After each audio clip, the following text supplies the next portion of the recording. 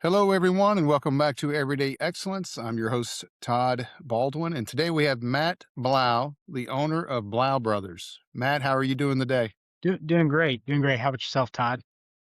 I'm doing good. It's a Thursday, which means we're closer to the weekend, and then Saturday we're actually heading up to Chicago. My daughter is graduating college on Monday, so hopefully another one off the payroll, right? Very Or my nice. first one off the payroll. Even though I know that's not true, but it sounds good to say Yeah, anyway. well, hey, congrats to her on that. I'm sure that's exciting. I appreciate that. We're super excited for her. So, Matt, for people hearing about Blau Brothers for the first time, give us a little quick overview of what you guys do and what areas do you serve? Yeah. We're a mechanical contracting firm. So plumbing, heating, and air conditioning kind of be the easiest way to think about that. We are in the Shenandoah Valley of Virginia, and so we kind of serve the western part of Virginia, a little bit into West Virginia. For those familiar with Virginia, we would go from about Winchester all the way down to Lexington. So that's a lot of the Shenandoah Valley. We go over into Charlottesville. We're doing more and more work over there. Um, I said Winchester. We actually go as far north as like Martinsburg. So that'd be up in West Virginia. Uh, but yeah, mostly commercial industrial type work. We've got a construction division that would do remodels, additions, new builds, all that fun stuff. And then we have a service division as well, which offers maintenance agreements, all that fun stuff. Um, you know, uh, probably most people have heard of like a Buc-ee's. We recently completed a Buc-ee's. We did the mechanical and plumbing scope there. So that's kind of the most famous, maybe job to date that we've done that most people probably have heard of one of them Sure. in some way. So Bucky, so it was that the first one you did, or have you done several? it was no first one we did, actually the first one in Virginia, first Buc-ee's in Virginia. Okay. Um, I'm yeah, in Dallas Fort Worth. I'm in Texas. There's several here, yeah. You all know all about Buc-ee's down there. but Don't it's you? I still don't understand it. But um it's I don't know. It's like a tourist attraction on the Oh road. yeah. With the Yeah, cleanest bathrooms you'll ever see. And they so are. They are. Yeah, I went to the ribbon cutting, and man, I mean, there were people from Maine that traveled down just to go to this Buc-ee's. So that's cool. I don't like I said, I don't get it. Yeah, Food's okay, but I don't know. I yeah, mean, my wife said, "We wanna stop at Buc-ee's?" I'm like, "No, I don't yeah, want like, there's a million people there. No, yeah, yeah. 100% not." But that's funny. Hey, well, that's a cool project. Let's, um let's rewind the clock a little bit. I know we visited beforehand. You guys have had this is a family business that dates back 70 plus years, right? And so tell us a little bit about that history and how it got started, and then how what role you were taking on now and how you got involved as far as now running the business and owning the business. Yeah, no, absolutely. Yeah. So, business was founded back in 1954. My granddad had came down to Harrisonburg to do the plumbing scope on a dorm. A local university here was building a dorm, and so the mechanical contracting firm he was with at the time was awarded the job. He moved down here, or I'm sorry, came down here, performed that job. Liked the area good enough that he and my grandma decided they were going to move down here and start their own plumbing company. So they started that actually just up the street from where we're located now. Ran the business for many years. He had a couple different brothers that were involved in the business at different times. He ran it until it was about the late '80s, I think, when he kind of worked on retirement. My dad and my uncle purchased the business from him at that point in time, and they ran it for quite a number of years. My uncle retired back in about 2016. And now my dad is working on retirement. Um, so yeah, I got involved in the business. I also have a younger brother that's part owner as well. We're both majority owners, and then our CFO is a minority owner as well. And so my brother and I, both of us, have very similar stories. Kind of grew up working in the business in the summertime. I can remember my mom driving me in, to work here. I was young enough I couldn't even drive at the time. And so coming in to, work in the warehouse or do whatever, probably honestly did more goofing off than anything. My, Sure. my brother and I like to joke that our dad probably paid us way more than what we were actually worth at the time. That's funny. But so yeah, so got involved that way, worked in the different kind of departments, divisions, part time over the summer through school. Graduated and came to work here as a project manager assistant.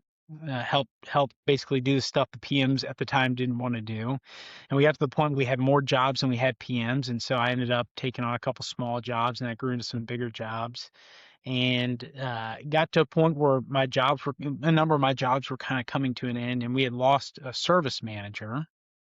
And so I just kind of volunteered, put my hand up, said, "Hey, Dad, if you want someone to sit in that service manager seat for just a little bit until you can find someone way more qualified, I'm happy to do so." I don't know a ton about the service side. Most of my experience had been on the construction side to that point. But I'm happy to sit in the seat for now and try to answer questions, support the team best I can. So that turned into, I don't know, probably a 7-year stint. So it wasn't very temporary. Sure. So during those 7 years, I also got to help on the ops side of construction a little bit as well, here and there. And then, yeah, my dad got to a point he was kind of ready to retire. This would have been about a year and a half ago. And so at that point, I moved into the role of president, and my brother moved into the operations manager role. He's over all of our construction ops right now. And then we've got kind of a leadership team that fills out the rest of that. So yeah, and then formally began purchasing the business last October, so a few months ago now. Okay, so you're new into that in that transition. Well, Yeah. congrats on all of that. I think it's super cool that you've got this 3 generation business. Is that right? Yeah. So, couple of things you mentioned there. I wanted to ask you about family business. I uh, I was fortunate. My dad helped me start my first business, and so I've had family in business. I've always had partners up until the last 2 or 3 years, but family brings a whole nother dynamic. So, um, family business can be a blessing, but they can also bring unique challenges, right? So, how have you handled the balance between family, relationships, and business decisions? Yeah. Yeah, well, so first and foremost, I would say that we've been incredibly blessed to have a phenomenal relationship as a family. We hear from some people in family businesses that the brothers can't get along, or the parents and children are at each other's throats, and that's just never been our experience. I think one of the things that my dad and my uncle did to really help set the stage was they had always said, and said this numerous times to my brother and I, that look, we've always said, if business ever comes between the family, we'll sell it and get out of it. We'll just be done with it. We'll wash our hands of it. It's not worth ruining the family relationship over this business. Sure. Nothing's worth that. And so I think they really set the stage for that. To then, as we're coming into the third generation, for my brother and I to say, look, kind of same thing. The business isn't going to come between our families. If it ever does, one or both of us will get out of it, and it'll be okay, and we'll find other things to do.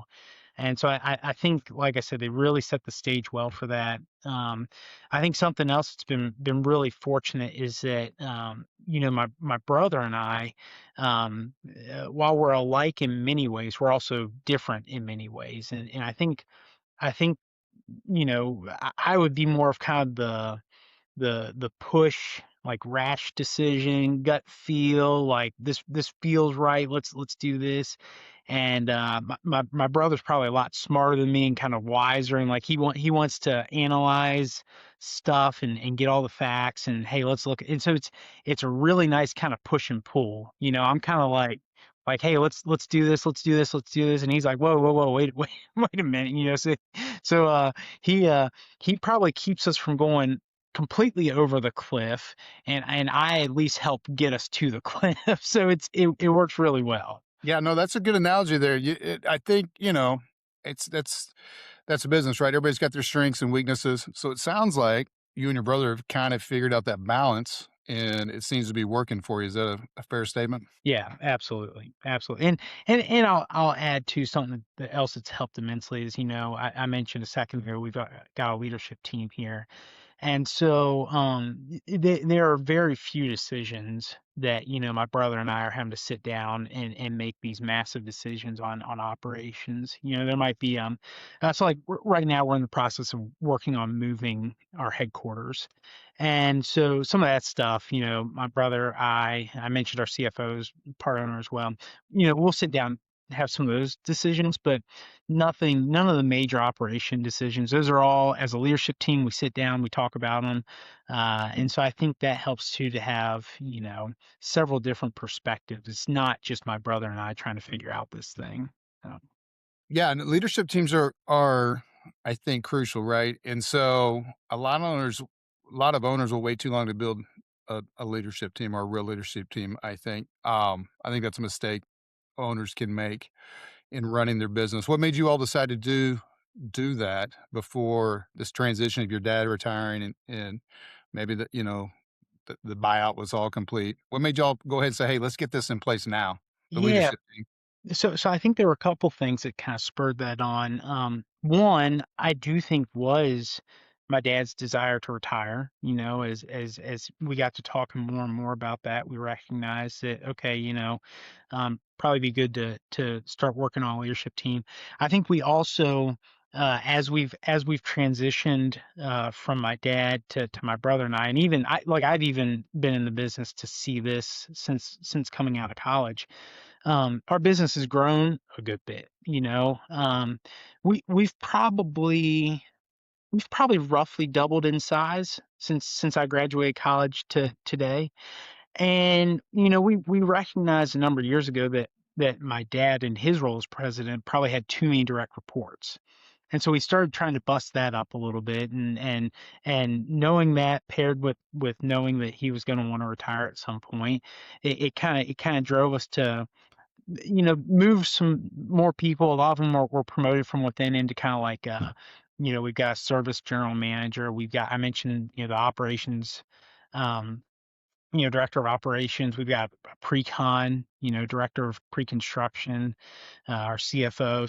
So we kind of built out that team, for a couple of those reasons. We also, it's probably been 3 or 4 years ago now, started operating on EOS. So that's, entrepreneurial operating system.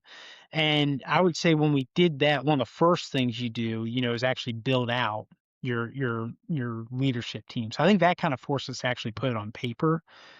And it went from kind of like an informal, this is kind of the group, to, okay, here's our leadership team. So yeah, I think probably those three things kind of help drive the decision to build out that team. Yeah, no, EOS is a great system. Like you said, entrepreneurial operating system. We operate on it. I recommend every business to look into it, and it just helps really get everybody paddling uh, the same way on the boat, right? Yeah. Talking the same language. Yeah. Once a week leadership team meeting, 90 minutes, and it just keeps it's a good check-in, and then keeps everybody hopefully focused, organized on what's important, the task, those rocks, those Yep. goals we're Yep. trying to accomplish every 90 days. Yeah. And then issues, right? Issues, for those that don't know about EOS, is something you talk about, things that you want to discuss in that 90-minute meeting. Issues is the longest portion of the meeting typically, but yeah, you've got to really leave the ego at the door, right? When it's time to talk about issues, and really encourage the leadership team to bring those to the table so they can be discussed, even though it may get heated or maybe not. But the goal is to solve an issue, put it to bed forever, and move on. Yeah. Um, You got to get comfortable being uncomfortable. You, yeah, you yeah, gotta you gotta yeah. be okay having those uncomfortable conversations. And I would say too, for us, one of the things that's really helped us with, we used to be really good at coming up with ideas. We have all these phenomenal ideas, like, man, we ought to do this. And they would kind of stop right there. Business would happen, and life happens, and next thing you know, it's 6 months and you haven't done anything. Whereas EOS, it helps make sure that the ball's still moving down the field. If to your point, you see an issue, you come up with an idea of how to solve it. It doesn't stop right there. You give the team to dos, and you keep that ball moving forward. So we've really enjoyed operating on that system. Yeah, it is. It's a commitment, and then it's just, it is a big commitment too, but it can have big dividends. So I love that you guys are on that system. We found it invaluable in our business, and we're a digital marketing agency, so it can work for really any type of organization. So I like talking to entrepreneurs. Another thing we have in common, we're both on the EOS. Um, how do you feel, or how do you keep the values of a 70-year-old family company alive while still modernizing the business? Yeah. Um, Yeah, well, that certainly comes with its challenges, especially, we got about 145 folks on the team here, and so it certainly seems that as we've grown, we've had to be really intentional about that. Um, that was another thing that EOS really helped us with was I think we kind of knew what our values were; they were kind of unspoken, but when we implemented EOS, we actually we sat down. We said, okay, these are our core values. This is what we're gonna kind of live and die by, right? And so we started really emphasizing hiring and firing based on those core values. And so we've worked really hard to make sure that everyone on the team understands those core values and knows that look, these are what's important to us, and if they aren't important to you, that's okay, but we probably aren't a good fit for you, right? sure.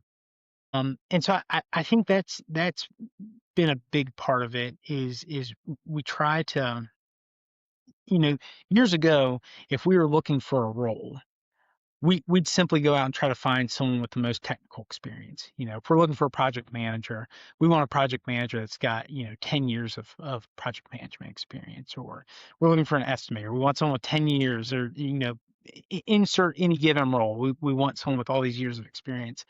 And we got to the point we determined that, look, we're hiring some folks that have tons of experience, but they come on board and they end up being a nightmare to try to work with. Yeah, they might be an expert in whatever role that they're in for us. They might have been doing it for 25 years. If they're an HVAC tech, they can fix any system out there. Uh, but they cause all sorts of issues for the team. They're difficult to supervise, and we kind of made a switch just to say, look, we're going to really focus on culture, core values, all those things when we're hiring. Um, if they also have the technical expertise, great, but we aren't going to sacrifice our culture and our core values just to find someone with that expertise. Yeah, And it might take you a little longer to find that it right does. fit, but when you do find them, you probably have a better chance of keeping them long term because, being a business owner for 20 years, hiring and interviewing is still my least favorite part because everybody looks their best, sounds their best, and tell you everything you want to hear. But no, I think that's crucial to really honor those values, right? Those core values, and make sure you're doing the best you can to find a right fit based off those values. Um, let's talk a little bit about your market position, right? Because commercial HVAC and plumbing, right, can be a different world from residential services. So, what do people often misunderstand about commercial work? Oh, man, specific to commercial. I'm trying to think of what they might misunderstand there. I don't know if this exactly answers your question, but one of the things that people, and this is our fault, people oftentimes misunderstand what services we offer. Hmm. I mentioned at the beginning of this that we kind of started as a plumbing, I would say light commercial, residential type company. And there's people that still view us in that light. They think that, hey, all you do is residential plumbing work. Or I was talking to someone just a few weeks ago, and they said, oh, I thought you only did commercial HVAC work. And so we've done a poor job of sharing our story and making sure that people know all of that. So that's probably the area that one of the areas we're really focusing on. We've recently partnered with a local marketing firm. I think I shared that with you previously, just to make sure that people know that, look, yes, we do perform some residential service plumbing work, but we can also build a Buc-ee's for you. We can do the mechanical and plumbing work in a Buc-ee's for you if you want. Or you got a 200-ton chiller. Yeah, we can service that. We can replace it for you. So trying to make sure that people know our story. Like I said, I don't know that that exactly answered your Well, you question. guys do a lot. You can do, like you mentioned, hey, we can do basic. I don't know if it's simple is the right word, but just, hey, commercial job. Maybe it's a building, you're just doing a repair, maybe a replace of HVAC.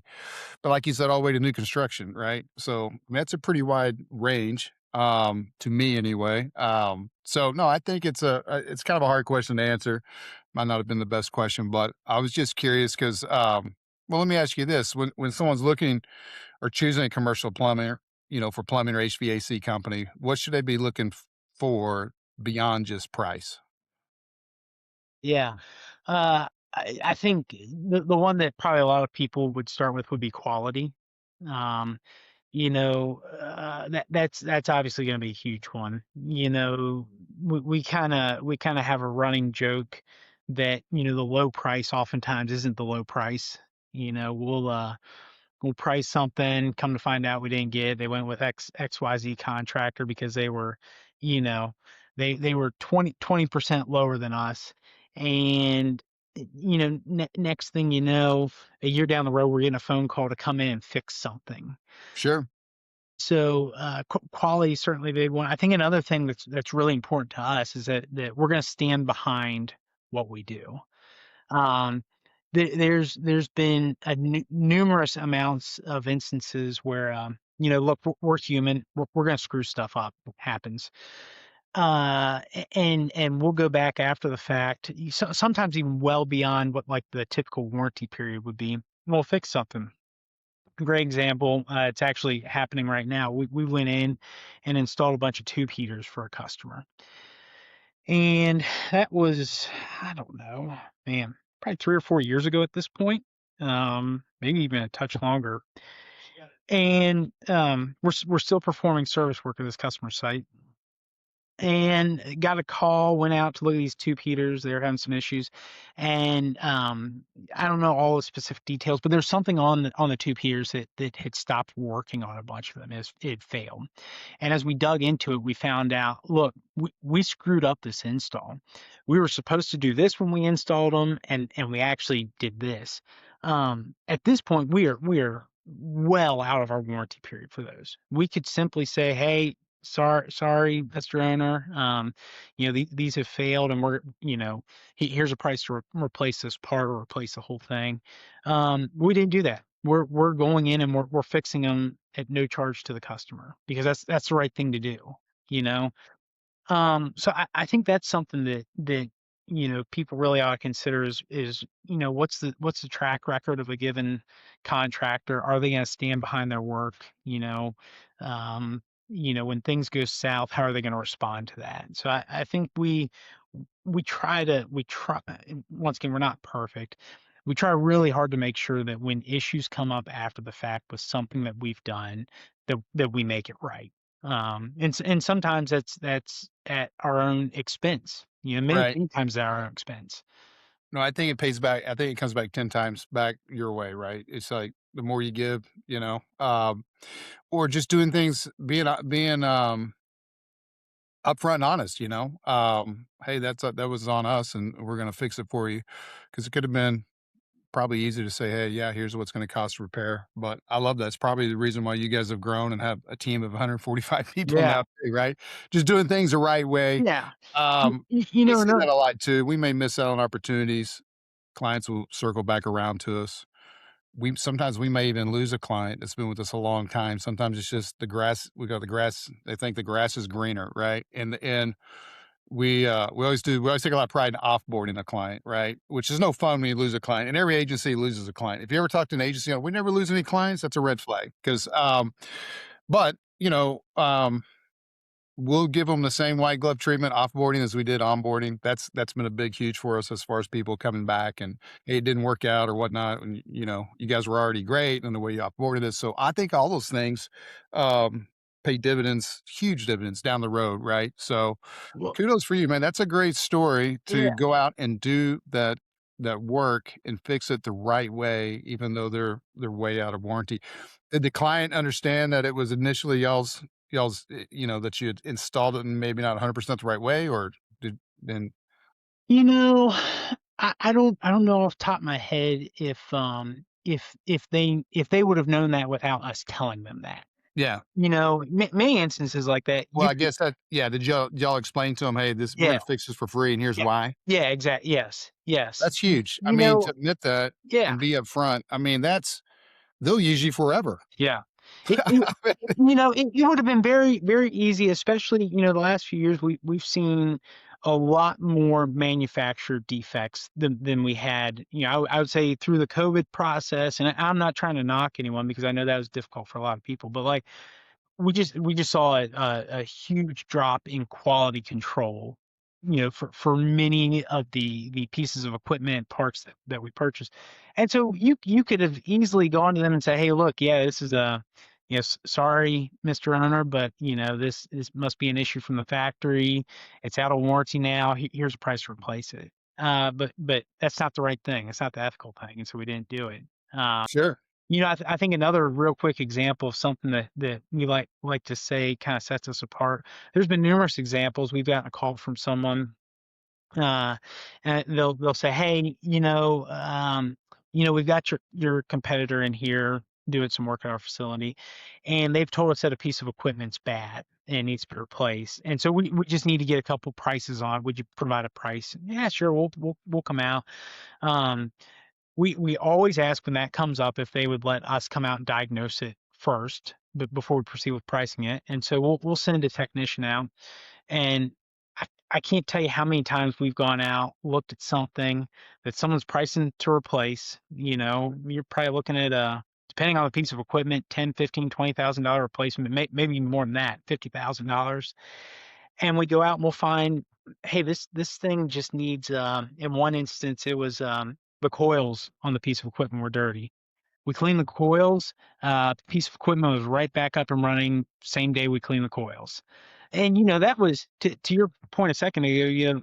We could have priced up to replace that. We could have put together a price of however many tens of thousands of dollars that would have been. And sure, would that have benefited us in the short run if we got that job? Yeah.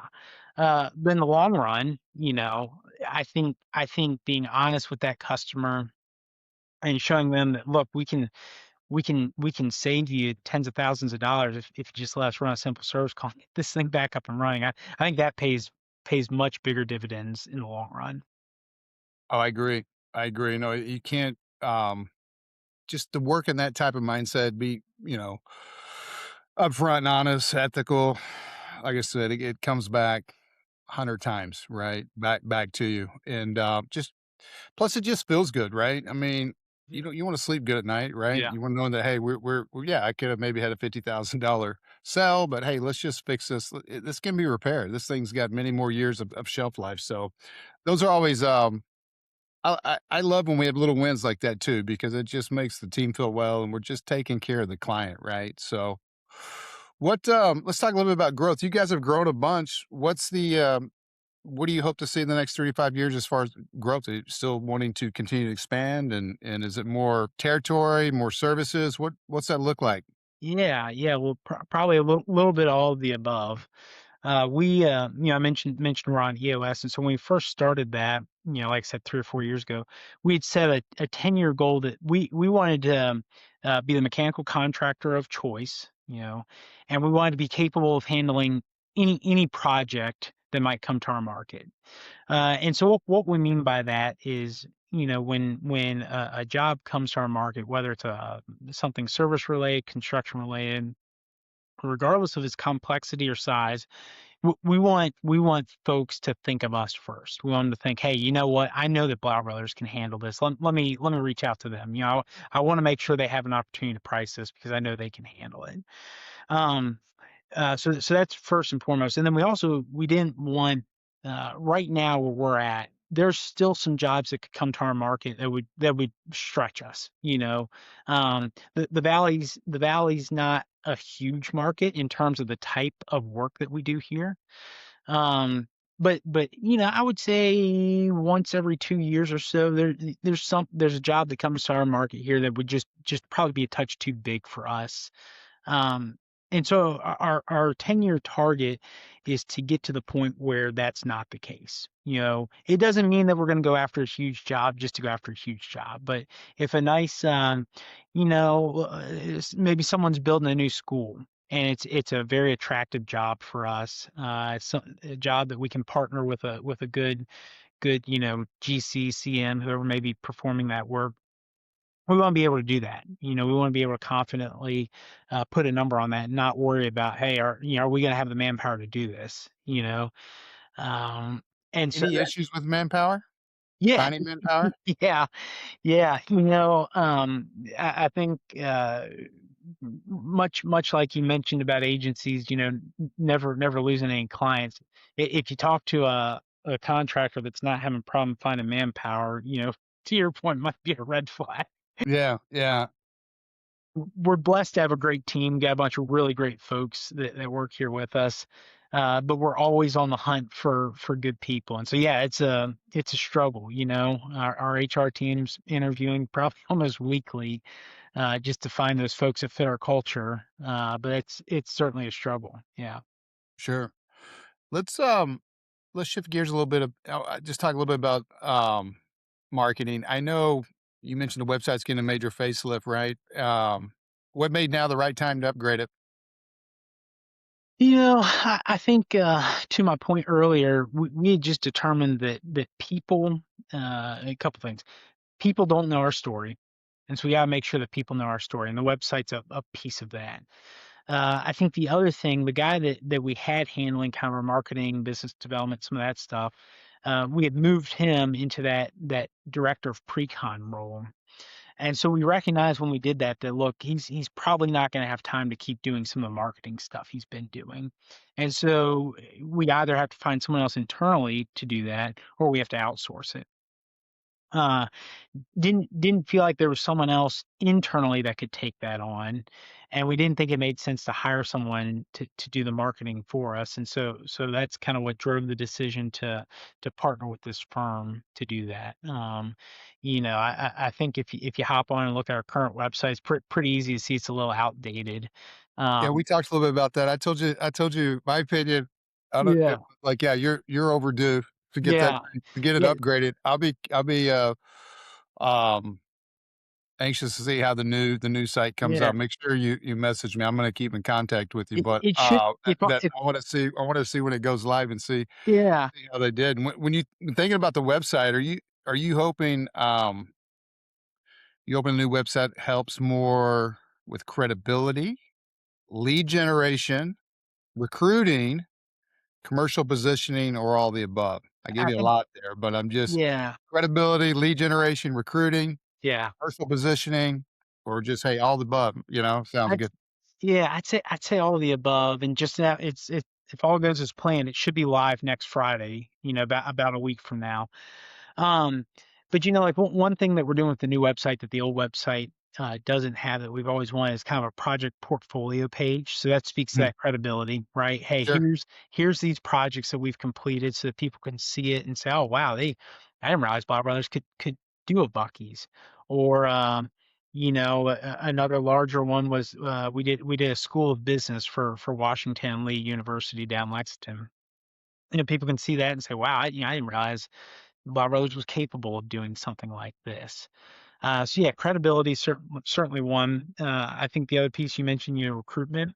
A lot of the recruits that we talk to have visited our website, and so I think having a solid website absolutely plays to your recruitment and helping you get good people on board.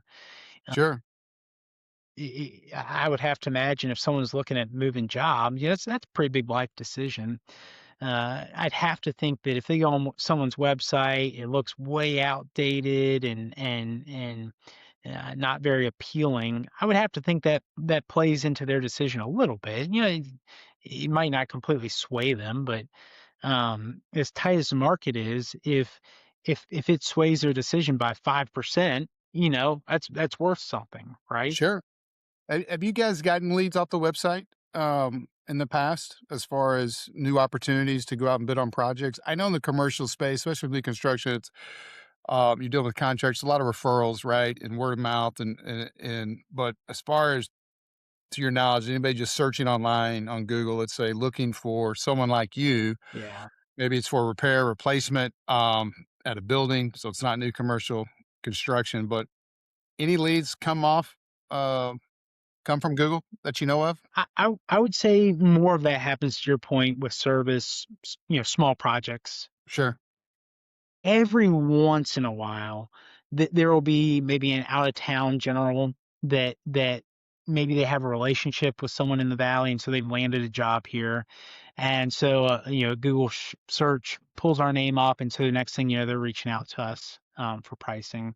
That's pretty rare. I would say that happens every few years. Um, by and large, on the construction side, we're doing work with the same people.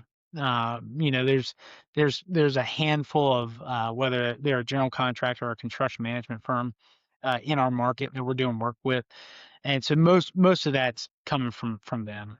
Sure. Like every once in a while, we'll have someone say they found us online for a construction job. I would think those are very few. Hopefully, you're getting some leads though on the other side. What percentage of your business is new construction versus just say repair, replace? As far as HVAC or going out plumbing. They've got issues with one of those services. I'm just curious, percentage wise, what the two, I guess, main service lines Yeah. reflect in your business. I would say, new construction, kind of construction side of things, you know, 55 to 60% Okay. of our business, and then service is going to make up the other, 40 to 45%. So a good commercial lead that came in for, let's say, they're having HVAC problems and you go out, hey, we're going to replace this. I mean, you guys like those leads, right? It's a Yeah, good lead. Happy yeah, to get it.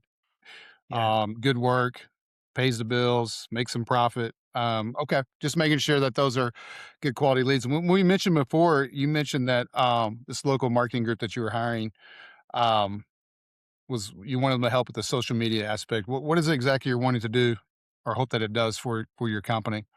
yeah. Well, so I mentioned that we had a guy that was kind of in the role doing a lot Yeah. of that, and he had moved out of that. But one of the things during the time that he was in that role, Um, I would say he was in that role for a year and a half, but before we promoted him into this other role.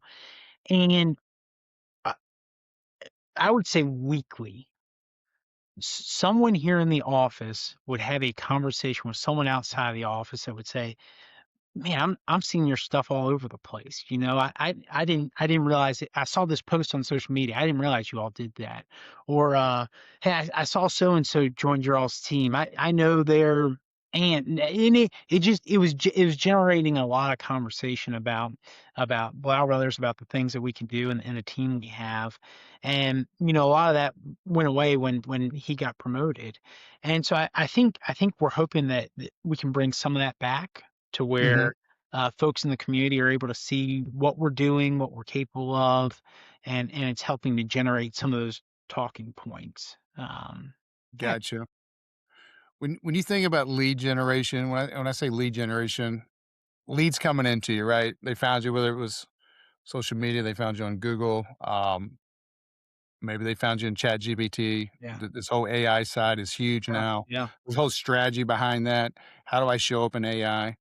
But when you look at just lead generation in different channels, could be TV. What do you feel like the biggest pain point is for you in your business right now? Um, as far as, if I had a magic wand and I could fix this about my digital marketing or lead generation, it would be this. I'm just curious if anything comes to mind. Hmm. You know, I think the biggest thing would simply be getting more of them. Yeah, and maybe that's not exactly what you're looking for, but Well, no, it's a good um, pain point. I wish I had more quality leads that came in from yeah, people looking, the power of Google is right. I've got a problem. I'm looking for a solution, right? So they are ready to buy. They're ready to get their problem solved. So that yeah, when that lead comes in, typically it's going to have high intent, and we would say it's a quality lead. You can always get tire kickers or whatnot, but that's the power, right? I mean, that goes back to ask your dad or granddad about the yellow pages. Same yeah, concept, right? yeah. Same thing. And now they're doing this on ChatGPT and these LLMs, large language models, the AI side, but they're really typing in more really rich questions, right? And they're not just typing in commercial HVAC repair near me, right? So they may type in this long-winded question about the problem they're having.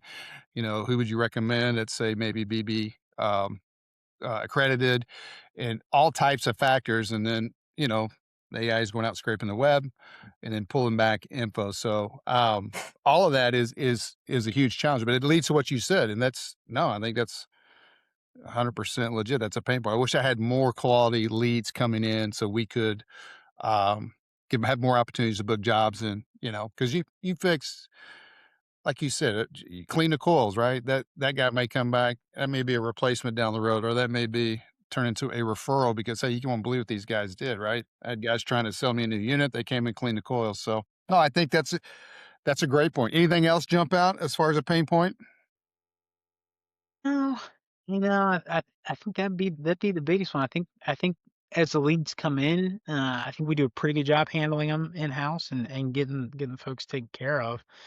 Um, but yeah, I think just more leads, more to your point, more quality leads. Um, Yeah, I've never had a business owner tell me, well, we did have someone tell us recently, "I've got too many leads right now." That's a good problem to have. Typically, yeah, everybody wants more leads, right? yeah, So we keep agencies rolling like us. I mean, business owners need help. They don't want to most of them don't wanna dive into the weeds of how Google works or now how AI works. They just want someone they can trust, someone that knows their business, have a true plan in place, and generate leads. Not only generate leads, but be able to track those leads, meaning, in our campaigns, we can tell if it came from Google Ads or a local service ad, or did it come off Facebook? Did it come off ChatGPT? And then hopefully our clients, as we're reviewing these leads, they can tell us how that went through the funnel. And ultimately, hey, that was a great lead. And yeah, that was a $40,000 HVAC replacement. Then we're starting to have fun. We start to geek out on that because we're all about ROI, right? I mean, yeah, our number one goal with all of our clients or KPIs is to produce an obvious ROI. So hopefully, when the new site's out, if they're going to do some lead generation for you as well or marketing, that they're tracking all these leads, and you guys can really put a pencil to the ROI yeah. as to what that marketing channel is doing. So as we kind of start to wind down, I'm just curious, as you look ahead, what excites you, right, about Blau Brothers, right? I mean, what's like if you think back, like, man, I'm fired up about this. I'm just curious. Yeah, I think, the first and foremost, I would say just the team that we have here. And I've talked about our culture, core values, some of that stuff previously. And, I really mean it when I say we just got a phenomenal team here. I think it's the right team to really take the company up to that next level. So, I would say a lot of excitement there. As we've grown, we've had to kind of change up the type of work we're doing, and so that's exciting, right? Not that we've necessarily been in the light commercial space, but just really moving more into like the heavy commercial, heavy industrial type stuff, the complex, complicated jobs. Those they aren't easy, but that excites me doing that type of stuff. I mean, Um, Buc-ee's was a pretty big job, right? yeah, I think I've heard one of our HVAC estimators say that that there was more cooling capacity on Buc-ee's than there is on most of the schools in our area. Really? Wow. Yeah.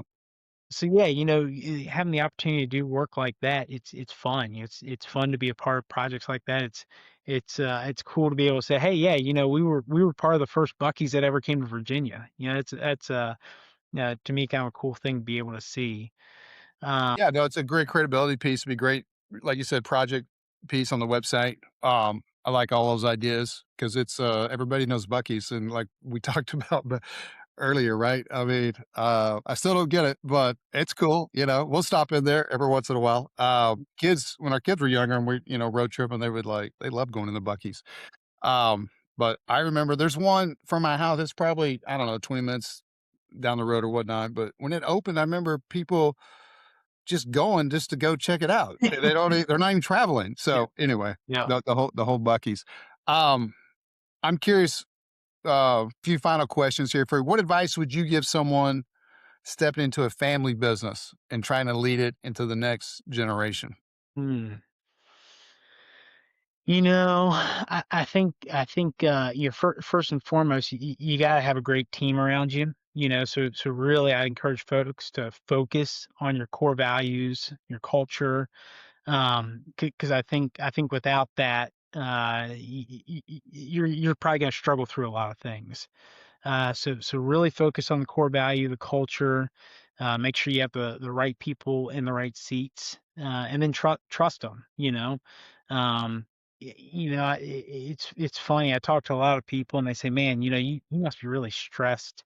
As you've moved into the role of president, you're now part owner.